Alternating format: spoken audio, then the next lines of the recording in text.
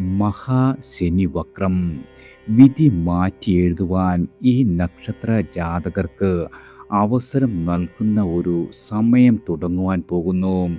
അതായത് ഈ വരുന്ന ജൂലൈ 27-ന് ശനിദേവൻ തലകീഴായി മാറുന്നതാണ്. അതായത് വക്രം എന്ന അവസ്ഥയിലേക്കെത്തും. പിന്നീട് ഈയൊരു വർഷം ഡിസംബർ 11 വരെ അങ്ങനെ തന്നെ തുടരുന്നതാണ്. സാധാരണഗതിയിൽ നാം ശനിയുടെ ഈയൊരു പിന്മാറ്റം വളരെയധികം ദോഷകരമായാണ് കണക്കാക്കപ്പെടുന്നത്. എന്നാൽ ഈ തവണ ഇതിൽ നിന്നുമെല്ലാം തന്നെ വേറിട്ട സാഹചര്യമാണ് നിലവിലുള്ളത്.